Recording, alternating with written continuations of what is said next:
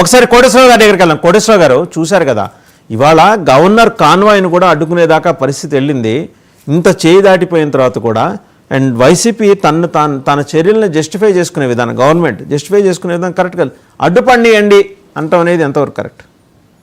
ఇప్పుడు గవర్నర్ కాన్వాయ్నే కాదు, జనజీవన స్రవంతిలో జగన్మోహన్ రెడ్డి గారు తెలియనా కానీ జగన్మోహన్ రెడ్డి గారిని కూడా అడ్డుకుంటారు. ప్రజాస్వామ్యంలో ఉన్నటువంటి నిరసన తెలియజేయడానికి ఉన్నటువంటి అవకాశము, హక్కు. ఇక్కడ సమస్య ఏంటంటే మేమేదో చూస్తాము చేస్తాము, ఆర్థిక పరిస్థితి సరిగ్గా ఉందా లేదా ఇన్ని కబుర్లు చెప్తున్నటువంటి వాళ్ళు ఇవాళ అంగన్వాడీలో ఆకస్మికంగా నిన్న నోటీస్ ఇచ్చి ఇవాళ సమ్మెకి దిగి లేకపోతే రేపు ఇంకోటి కాదు కదా.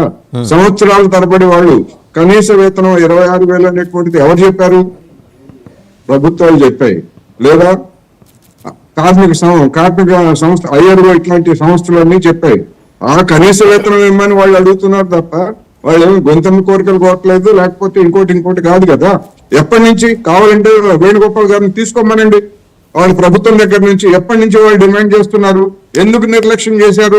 జగన్మోహన్ రెడ్డి గారు వచ్చినాక వెంటనే పెంచారు సార్. జగన్మోహన్ రెడ్డి గారు ప్రభుత్వం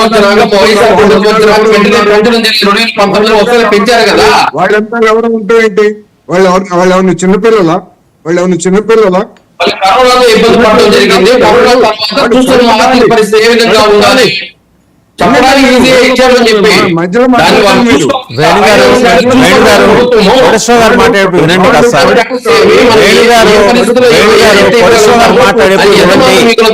ప్లాన్ చేయాల్సిన అవసరం లేదా? వేణుగారు ఉద్యోగులకు పిఆర్సీ వేశారు, వీళ్ళకి ఎందుకని మీరు ఏం చూసుకొని పిఆర్సీ వేశారు? ఈ రోజు బడ్జెట్ లో 80%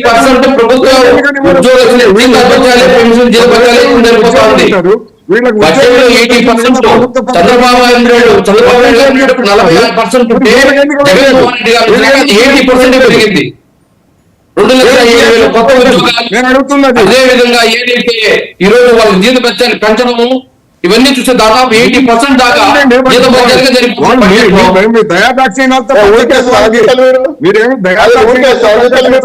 జగన్మోహన్ రెడ్డి గారి సొమ్ము ఇవ్వట్లేదు, ప్రభుత్వం ప్రజల సొమ్ము సేవ చేసినందుకు ఊరికే. చంద్రబాబు నాయుడు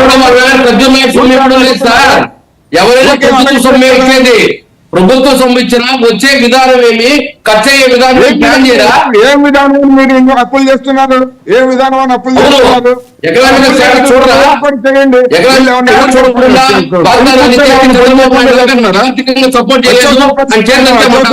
గురించి వీళ్ళు సమ్మె నోటీస్ ఇచ్చిన మీరు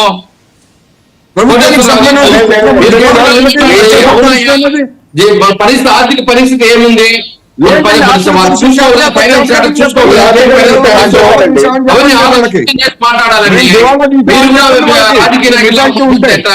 మేము దివాళా తీసాము, రాష్ట్రం దివాళా ఇస్తాను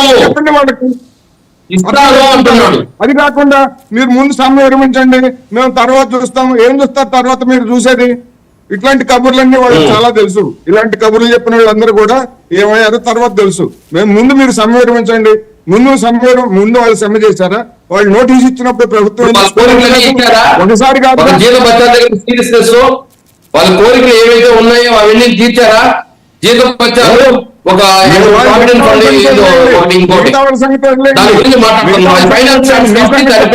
చర్చించి నిర్ణయాలు తీసుకోవాలి. ఏం చర్చిస్తారండి? ఏం చర్చించలేదా? అదే కదా చెప్తా ఉంది. ఏం చర్చించలేదు వాళ్ళకి. మీరు చెప్పింది వినాలని షరతు పెట్టడం తప్ప వాళ్ళతో చర్చించింది లేదు.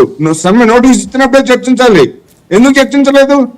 ఇది ఏమన్నా పౌర ప్రభుత్వమా లేకపోతే ఏమన్నా అడ్డగోలు ప్రభుత్వమా? ఇది కాదు కదా.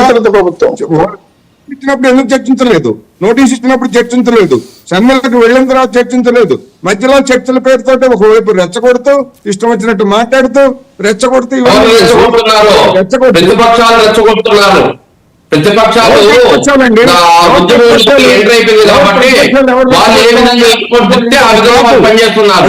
రెచ్చగొడుతున్నారని షాకు. గతంలో చంద్రబాబు నాయుడు హయాంలో ఆందోళన వేణుగోపాల్ గారు మనకి టెలిఫోన్ సుబ్బరామమ్మ గారు సిఐటి నాయకురాలు ఉన్నారు ప్రస్తుతం, వారితో మాట్లాడదాం. అంగన్వాడీ ఇలా సమ్మెలో ప్రత్యక్షంగా పాల్గొంటున్నారా? సుబ్రహ్మణ్యం గారు నమస్కారం అండి. హలో, సుబ్రహ్మణ్యం గారు నమస్కారం అండి. సుబ్రహ్మణ్యం గారు వినిపిస్తోందా?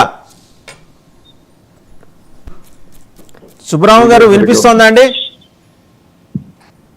రైట్, మళ్ళీ తీసుకుందాం. వాసుదేవన్ గారు ఇప్పుడు చంద్రబాబు నాయుడు గారి హయాంలో